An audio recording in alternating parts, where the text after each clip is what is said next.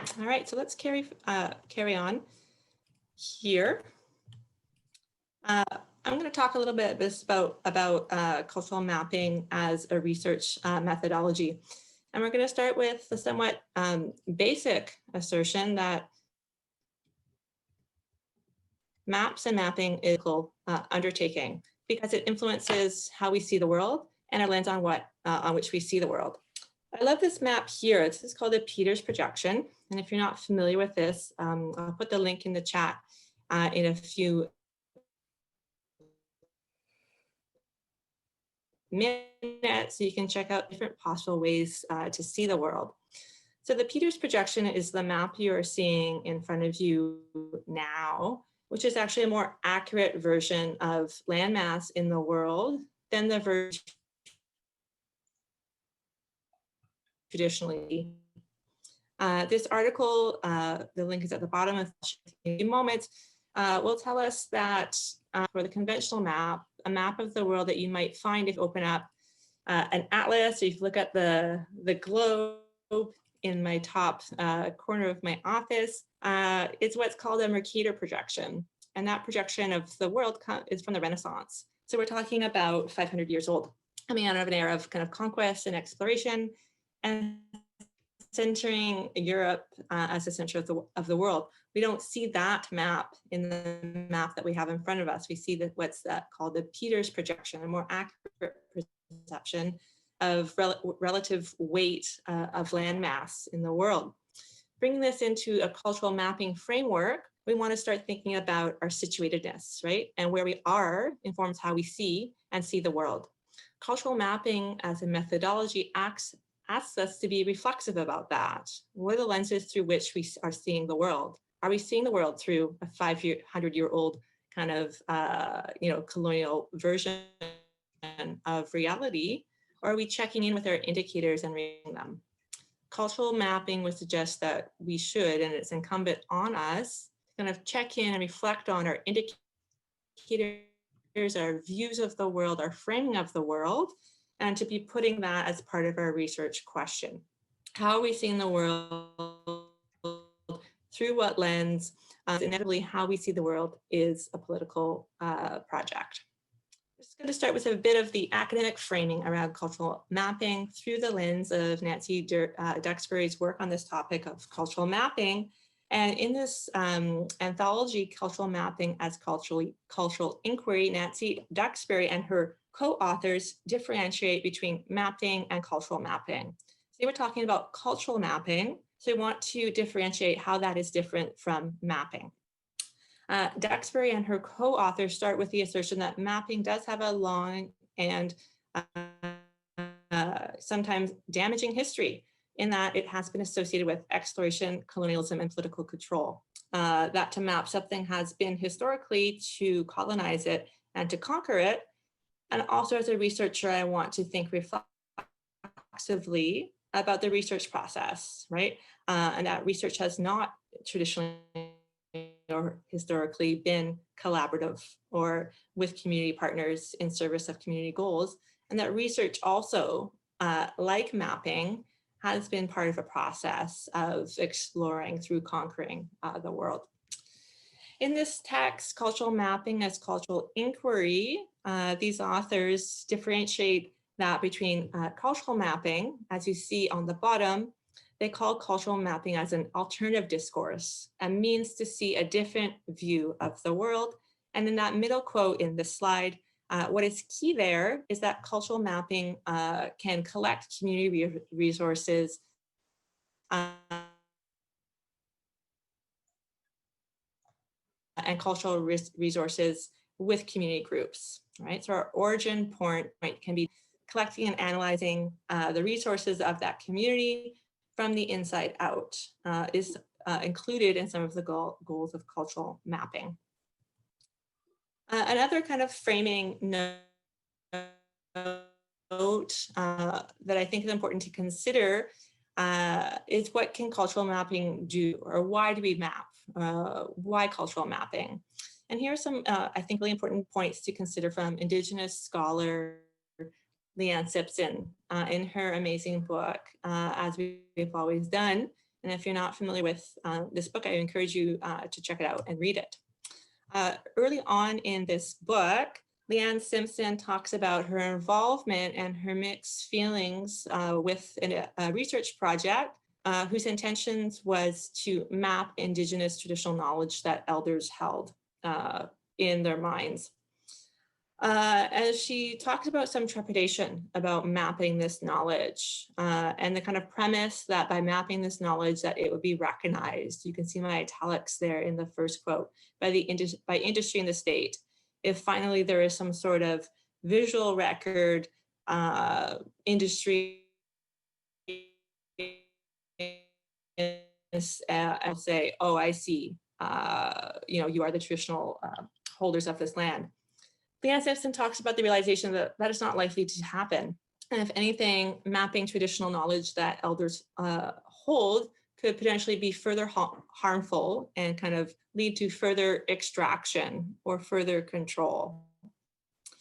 So instead of kind of looking outwards to kind of prove the existence or prove the worth, Leanne Simpson articulates that mapping instead can be a tool to look inward, right? To know yourself and to know your community.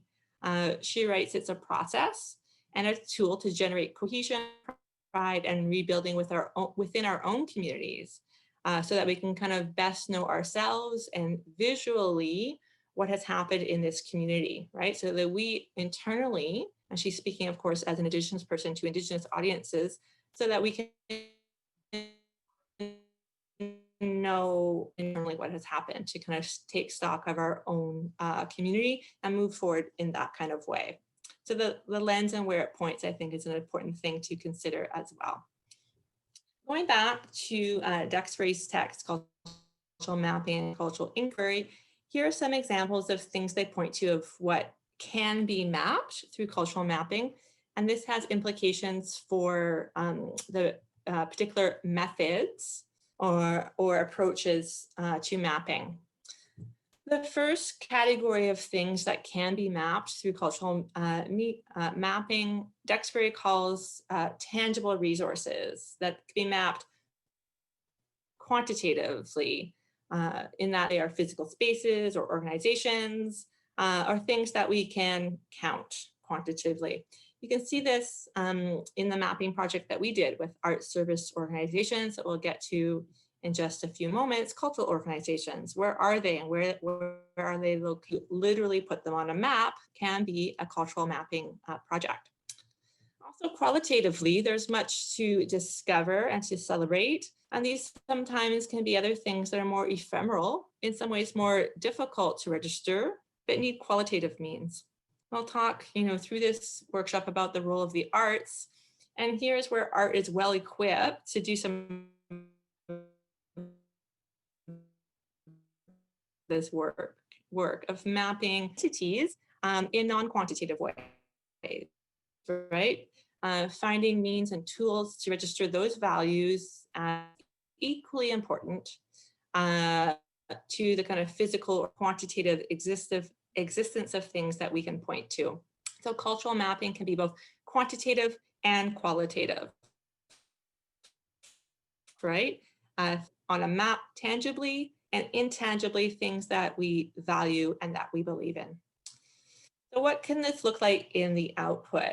Most commonly, especially with quantitative cultural mapping can be geo-referenced. And we'll show you our map in a few moments. It is geo-referenced, right? It has pinpoints on a map of Canada of where art service organizations are located. That's what a geo-referenced cultural map looks. And there's an impulse to be accurate, right? To put locations according to their address in a literal map. Cultural mapping can also look like an artistic form of action, often in collaboration with communities. So not a literal map, but other kinds of artistic output that registers values, those qualitative values that we spoke about. Another cultural way of cultural mapping can be through storytelling or oral histories or sharing stories and experiences. Last, This is an emerging field, and we need more methods and more tools to register multiple values and perspective that I have in my office in Ryerson. So office at Ryerson rather than here in my home. Everyone here is welcome to come see this piece I have up in my office by artist Matthew Jensen called the Walking Flatbush poster. And this artist Matthew Jensen kind of walks through his neighborhood and collects the detritus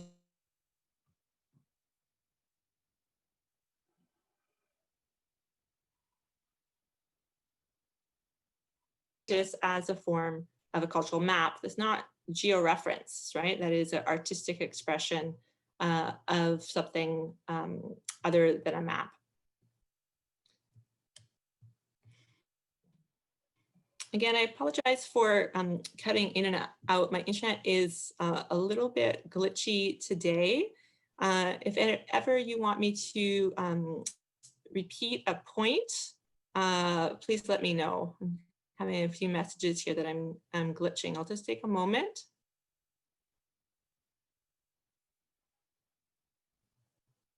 Hopefully it'll be better.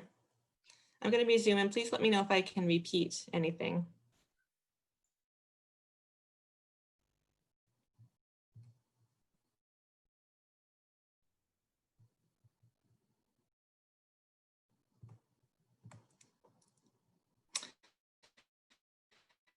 I'm going to try. Thanks for the suggestion, and thanks everyone for your patience. It's just not been a great week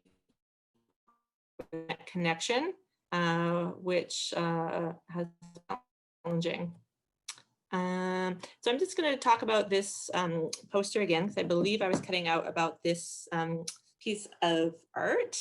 I was saying this is in my office at Ryerson up on the wall. So in case out at that particular point, I will re-invite anyone who's in this call to please, when we are in person again, come see me in my office at Ryerson, and I'll show you this poster that's up on my wall. This would be an example of an artistic method of cultural mapping. So Matthew Jensen is an artist who lives in the Flatbush neighborhood in Brooklyn.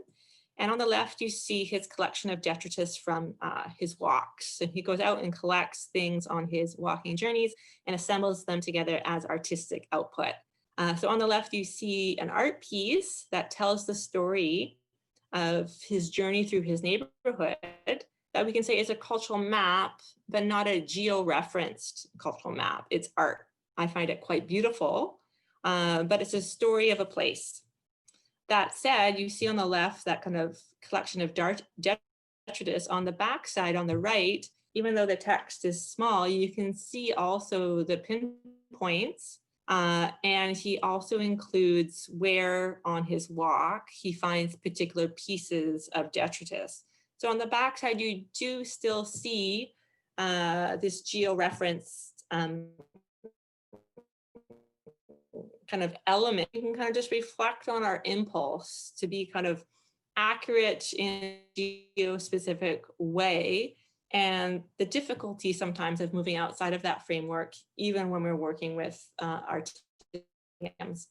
I'm just going to pause for a sec to see if I'm clear. I haven't had any fewer messages, so hopefully things are coming across more clearly now. Again, thank you very much for your patience.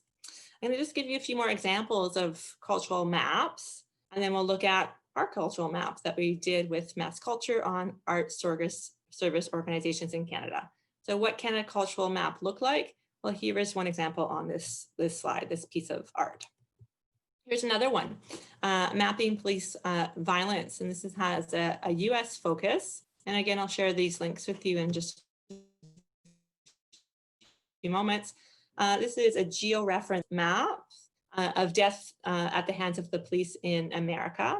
I'll share this link with you, and as you open it up, it's quite powerful because it animates each instance of death in a given time period in the United States. So it's quite impactful in that, you know, each person who has been killed by the police is animated as a pinpoint in the place that they were killed. I'm unstable again. But also this has kind of, you know, a visceral impact that goes alongside this map. In the Canadian context, you might be familiar with this map that the CBC produced, Do You Live Near a Residential School, which invites you to put in your address and locates for you the closest residential school to where your address is.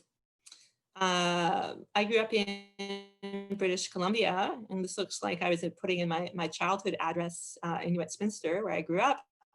And this tells me the closest residential school to me was 22 kilometers away.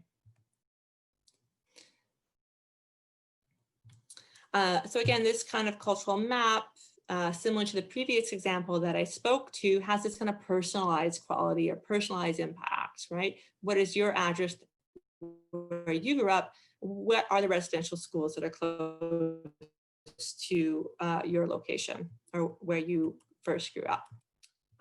This is an archive that we can also think of as a cultural map, the Northside Hip Hop Archive made by Mark Campbell.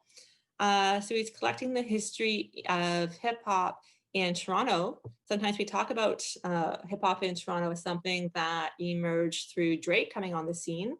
And Mark's careful work collects that history that is a long history spanning from the 1980s.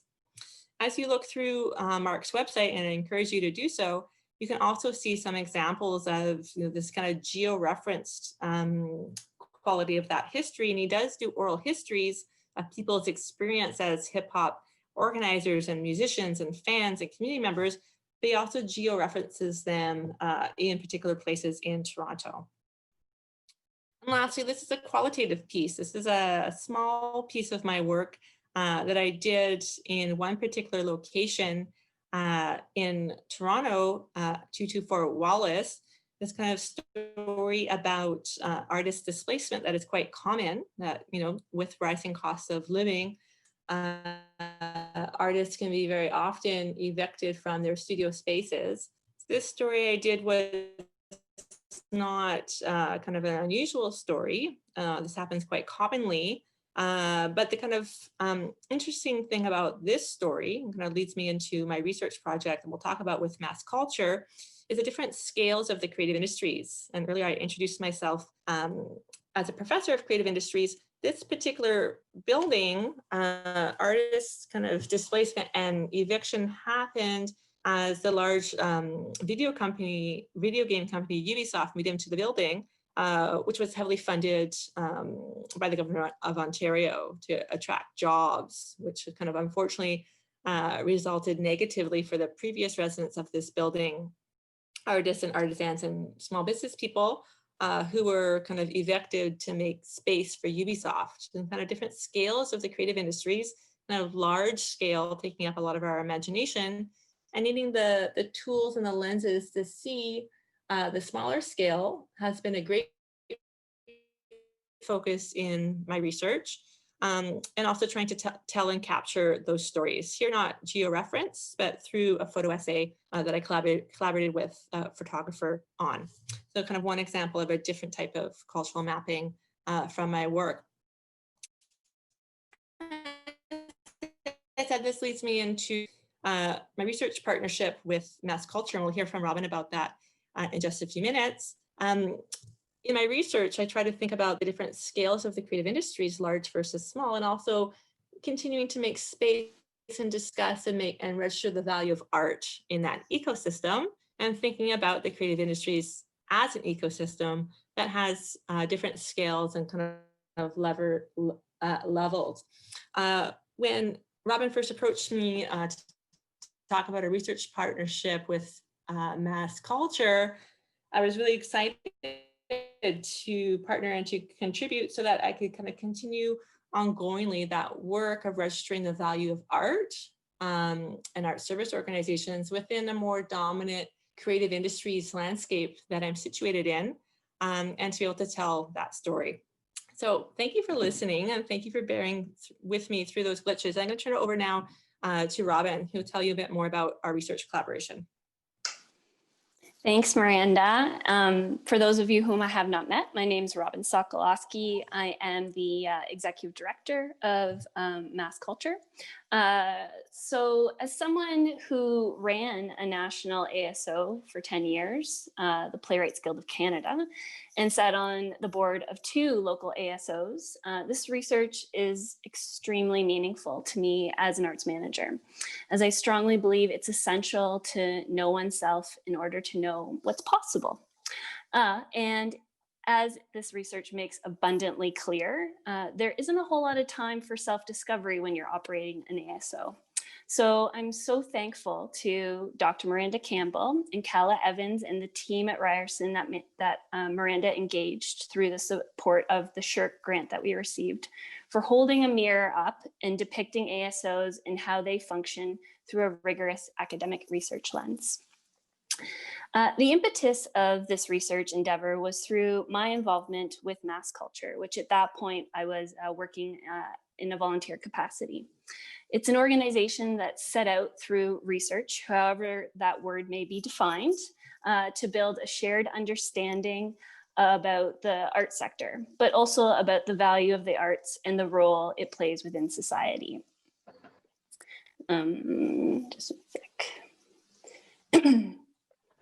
Mass Culture understands that one very important part of the arts research landscape is connections between academia and arts practitioners. So brokering these connections is something that we as an intermediary organization would like to foster. However, we thought we should be testing out ourselves first, how these relationships work, before encouraging more of these academic and art sector relationships to occur. So that brings me then to this research endeavor, which is mapping art service organizations as cultural research conduits. Miranda and I joked when we were writing the SSHRC Engage application that it's research about research. More specifically, what are the support systems within the arts community that support capacity for research? Are ASOs, art service organizations, the pillar that can carry the weight that comes with taking on research? ASOs, after all, are the unacknowledged gems of the cultural ecosystem, a reference you'll find in the research report. This is something I wanted to better understand because that information potentially might strengthen Mass Culture's own efforts in how it grows its own network. So that's where I was coming from when I myself and a few others involved in Mass Culture approached Miranda. However, that was me as an arts practitioner making some assumptions. I hadn't, aside from my own network, actually sat down and scanned what the ASO community looks like, what they are up to as individual organizations, their makeup. Aside from who I was working with in partnership with my knowledge was quite scant. And I suspect that I'm not alone in this and that my colleagues are in the same boat. And no matter how much we all try and connect with one another, which we do quite a bit, there's a great deal of fragmentation. So instead of continuing to wonder and make assumptions, Mass Culture started working with Miranda and her team from working back and forth on that SSHRC application, which started in October 2018 up until this point. So it's been a 2-year process with some pauses and separation in work from within that time. And I have to say, I have learned so much through this process and gained a better understanding of the roles we each needed to play to maintain both the integrity of the research and ensure sector engagement, which does require a lot of consideration to ensure a balance is struck. So 3 things that I learned from this process and the research itself. Number 1, for me, a process such as this always is done in a way that is co-creative and iterative. This particular process certainly was, but my thinking and practice required a bit of shifting.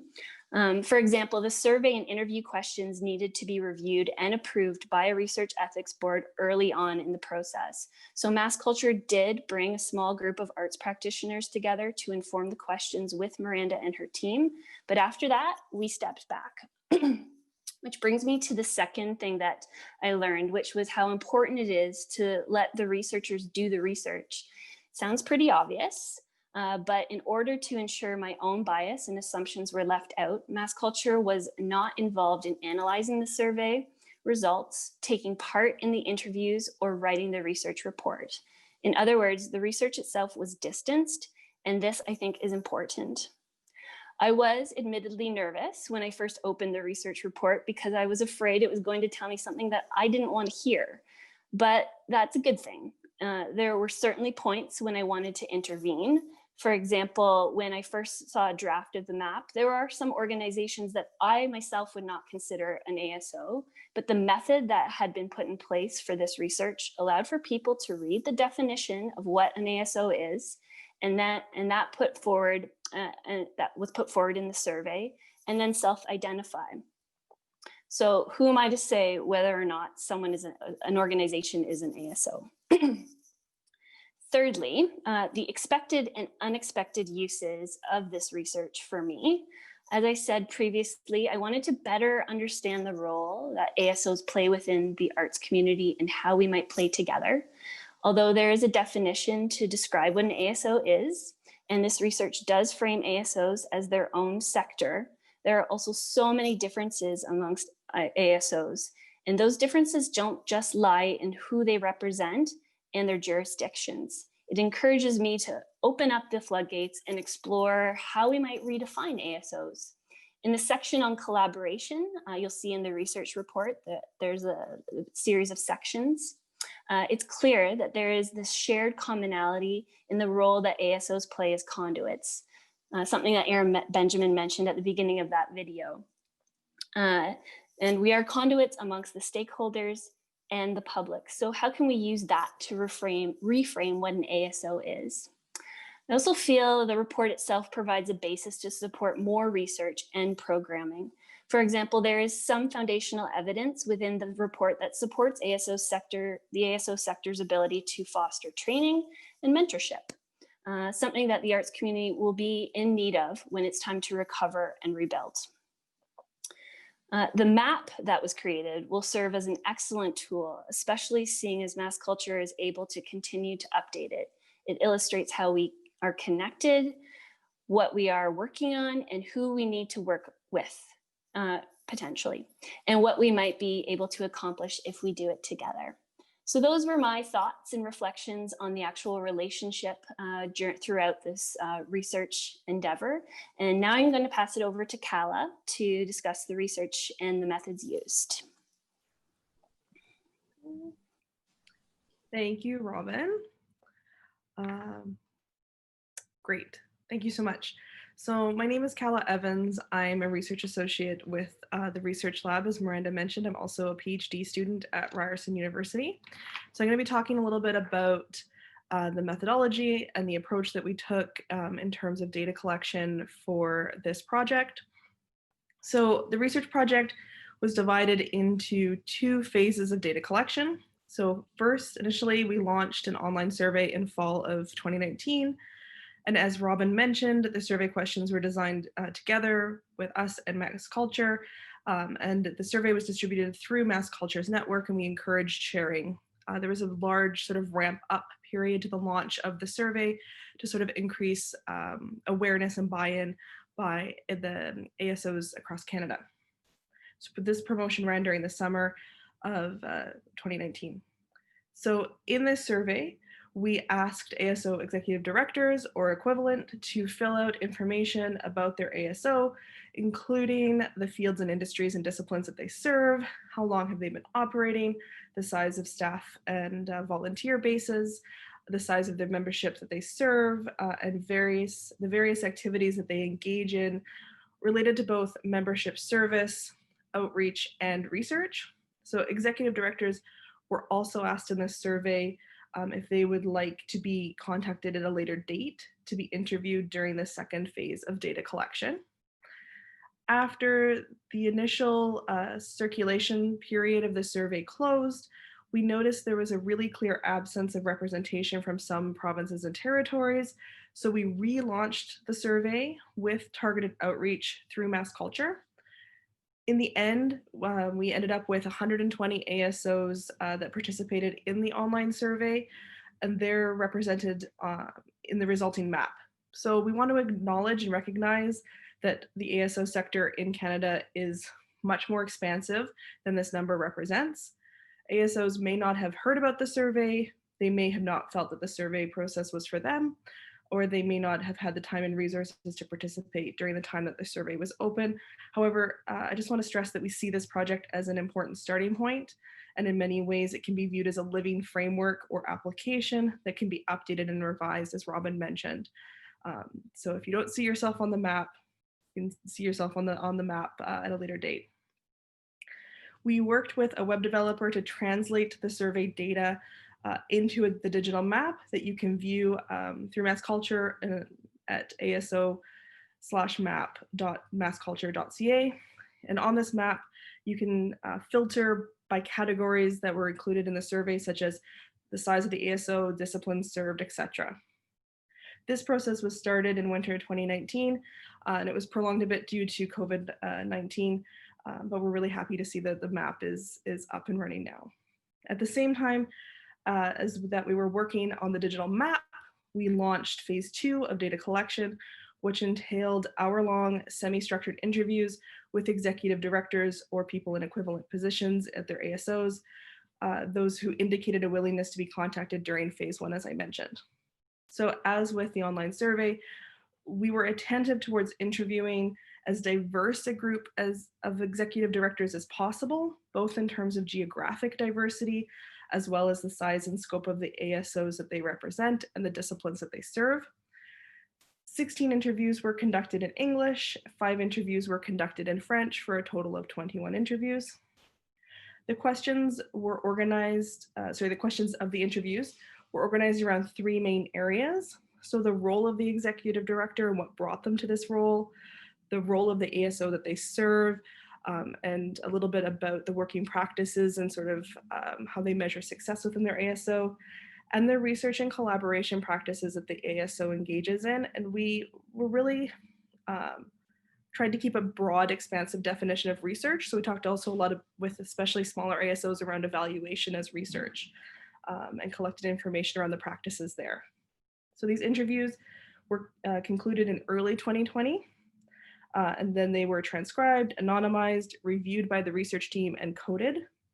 Our main findings from these interviews revolved around the working practices of ASOs in Canada, their social impacts, both broadly defined and within the ASOs themselves. We were particularly interested in the practices of the ASOs around diversity and inclusion, their roles, particularly around how those roles are communicated to stakeholders and the value that the ASOs have to certain stakeholders, how the ASOs collaborate, and of course their research and evaluative practices.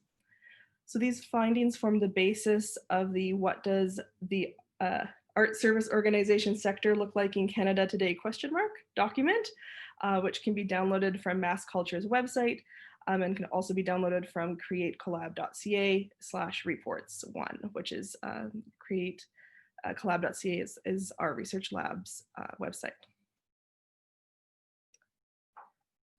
Perfect. So if we go ahead, we can see a screenshot of the map, I think is the next slide.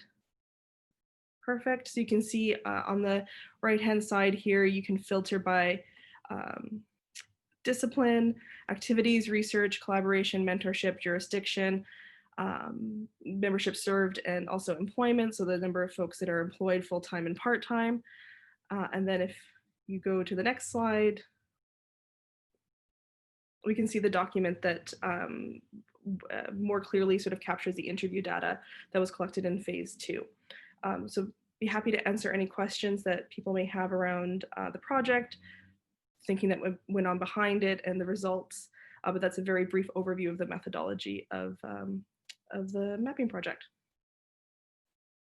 Thanks so much, Kala and Robin, for your comments. I'm just going to stop screen sharing for a few moments so I can put a few links into the chat, which I'm having a struggle doing that at the same time as screen sharing.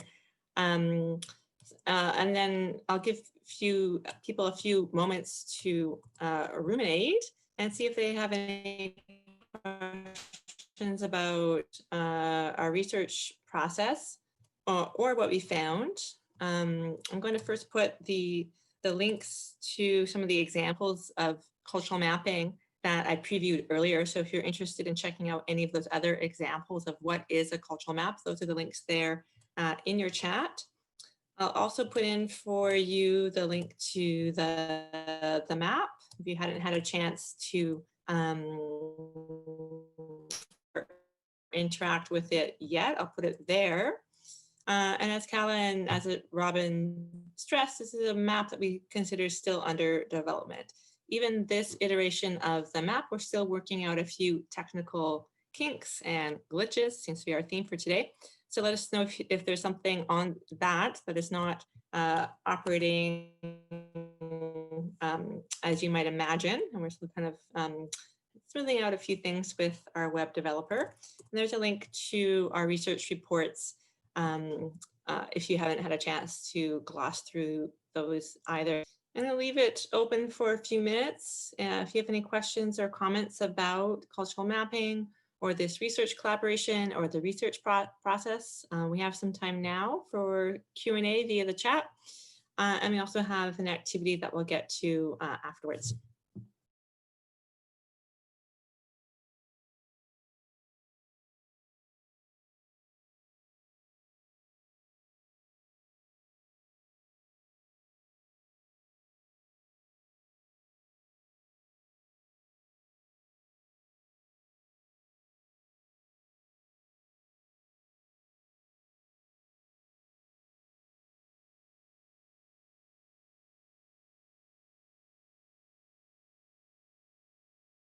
We have a question here about, are we looking to get an extensive list of ASOs like arts councils going forward?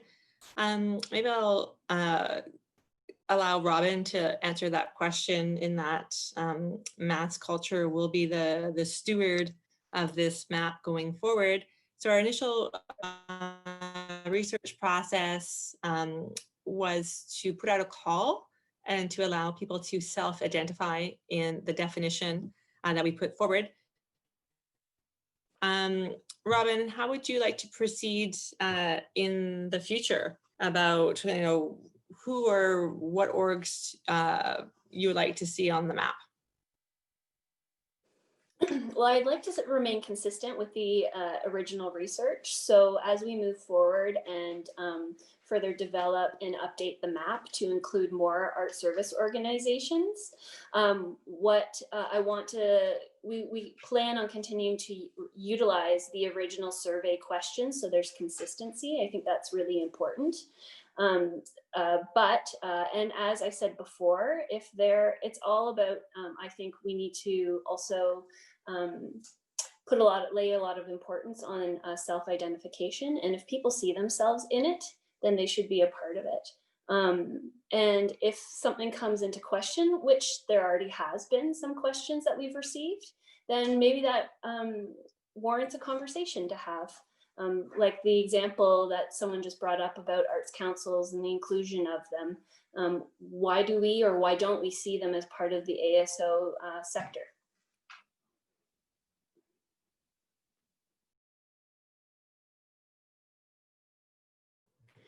Yeah, I think these are important questions and conversation the sector can continue to have amongst itself. What is an ASO and what might not be. I think in our initial foray, we kind of went with the more the merrier kind of approach, or whoever sees themselves in this, we're welcome to include them.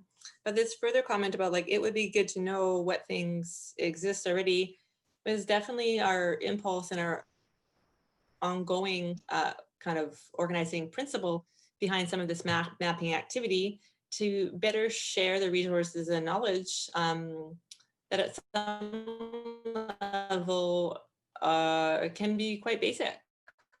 Where are some other organizations in Canada who are working with a similar mandate or in a discipline? I find that. Where's the directory? in some way, we're trying to start working towards providing some of that. We hope this work is ongoing. Can you recommend any books or literature in reference to georeferencing and storytelling? The reference that I was going over in the beginning is Cultural Mapping as Cultural Inquiry. And that is a good place to start from. It is an academic text, but the introduction provides a useful overview of the methodology. I'm not sure if that collection is paywalled or not, that if you can have access to it as a member of the general public. I have a PDF of the introduction if you want to send, please let me know.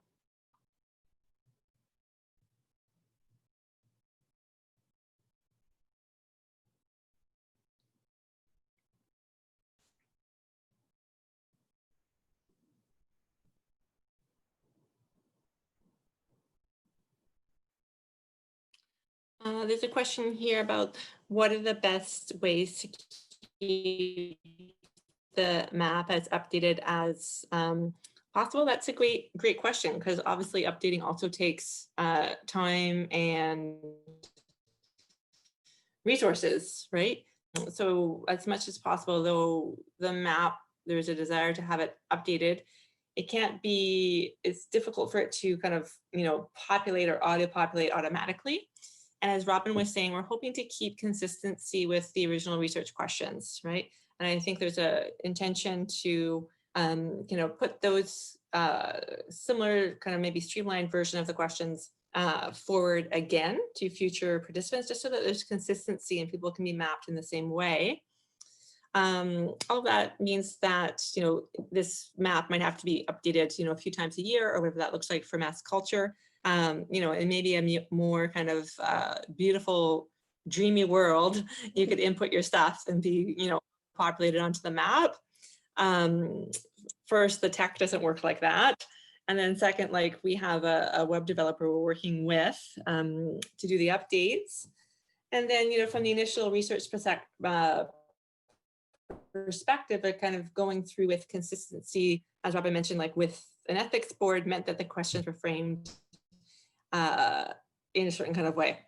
All that to say was, I don't know how this map can be as updated as possible, but I'm just trying to voice a few of the challenges around kind of constant or frequent updates. But I do want to add that we have, so Mass Culture has been in touch with the web developer that that Ryerson brought onto this project. So that's so great. And we are developing, setting up a schedule so that we can make regular updates. They'll probably happen around monthly, we're picturing, because it's not just new organizations that will want to come on, but also there's a lot of turnover. So there'll be organizations that change, and we want to be able to reflect that. So that's the plan. And luckily, through this research initiative, we are we have a good foundation to work from. And I also just wanted to quickly go back to something that Emmy just put in the comment section. And I would be absolutely thrilled to find ways of connecting this potential map with other maps, or who knows what might come out of that. Or I feel like there's so many layers that could be looked at, and that would be super fascinating. So I will certainly be reaching out to you about that. Thank you for mentioning that. Yeah, I just wanted to jump in because I know, and it's one of those things that, because I work on another project with Mass Culture on the resource database, which I think has a really interesting, or the research database, which I think has a really interesting connection to this. And I have to jump out in 3 minutes, but I do want to kind of register a total commitment to figuring out ways in which each of these mapping exercises can really talk to each other from the perspective of research, of course, but also from the perspective of kind of all the years of experience that me and many others in the sector have had in trying to bring understanding and communication and research together. And I think that there's some real opportunity here through the help of some of the arts councils as well as funders like Shirk. So I think that'd be great. Excellent. Yeah, I think we need to have that conversation so that we can connect the dots. Thanks, Emmy. Thanks. Yeah, thanks for that comment. And very interesting in this project, you know, with the kind of geo-referencing conversation we've been having, we're trying to sometimes connect the dots in like a very literal sense. This very kind of like, you know, basic impulse of like, let's see ourselves. And then I love all this kind of energy around, you know, continuing the work and the commitment to the work, which of course I've noticed is so strong in the ASO sector, to continue to move forward and to update regularly as needed. One question about equity, sequencing artists or communities and differentiating them. It's something to think about as the map continues to get honed. Currently, you can search by activity and look, if you click on that activity tab, you can see one activity people self-selected if they work towards social justice. So that might be one way to kind of filter towards activities that doesn't necessarily exactly speak to communities or equity seeking groups, but it might be one way to filter in that sort of context. But we can continue to think about what are other layers or filters. Everything that's currently on the map was based out of the initial survey questions that were circulated, that people responded to, and those can be kind of updated or tweaked as Mass Culture carries this work forward. We do have an activity planned, and I'm hoping we can move into our activity now. I'm hoping everyone feels keen to participate. It is an individual activity, so we're not going to any breakout rooms. It is something you'll fill out together, and then we'll kind of collectively co-create our internal cultural map. There's Catherine, and she's going to lead us into the activity. I'll start sharing my screen again in just a minute, so Catherine can go over the activity with us. But we're thinking about this idea about cultural mapping as a tool through which we can best know ourselves. So we can think about, you know, the kind of community of people we have here together, and kind of mapping that. What are our values and beliefs around art and culture and art service organizations in Canada? So Catherine is going to lead us through an activity that we can make a beautiful map here together in the next half hour. So I'll turn it over to Catherine and start screening. Okay, cool. Hi, everyone. So I hope we've all learned some fun new things today about the method of cultural mapping. So my name is Catherine Geertsema, as Miranda mentioned. So we thought that this would be just a fun way to end things off with an activity to really get a sense of how everyone here relates to some of the different words and concepts that we've been discussing. So with that in mind, we're using the phrase that Miranda mentioned earlier when discussing this research and its process, namely mapping ourselves. So on the screen, if you can see the screen, we have 3 questions, and I'm going to share it in the chat box as well, alongside links. So these questions are: 1, what does art mean to you? 2, how can we support art in Canada? And 3, what words come to mind when you think of ASOs? So as I said, I've shared these 3 questions alongside their corresponding links in the chat box. These links will allow you to share 3 words or phrases per link in answer to the questions that I've detailed, and will result in a beautiful word cloud. So feel free to answer just 1 question or all 3 questions. We'll share them back now or after. I'm not sure if we're still doing a quick break, but yeah, so you can share those, and we will also, I think, be able to make them available after the session. So yeah. So yeah, we can see what Miranda is sharing as well. I don't know if anyone's ever used this before, but it's really cool. And I'm already seeing beautiful things coming up: understanding, expression, representation. I'm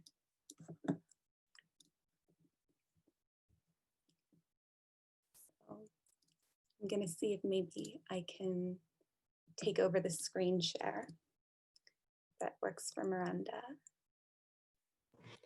Please. Yeah, you're a co-host. So how about I stop sharing and then you resume from the slide deck cool. if that works for you?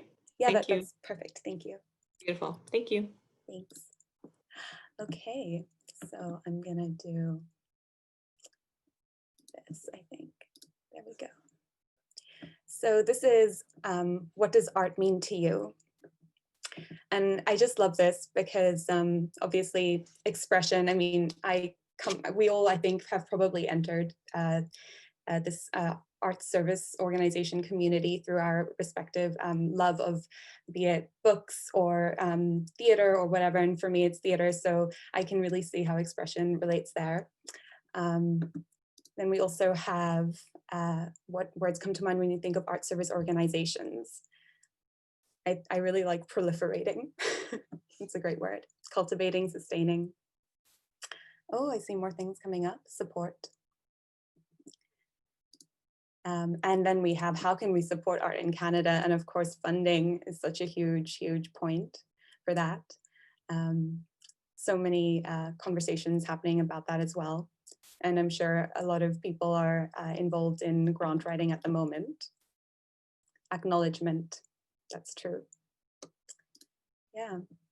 So yeah, just a fun sort of way to, I think, get a sense of where our passions lie for all of this. Yeah, pretty simple. So yeah.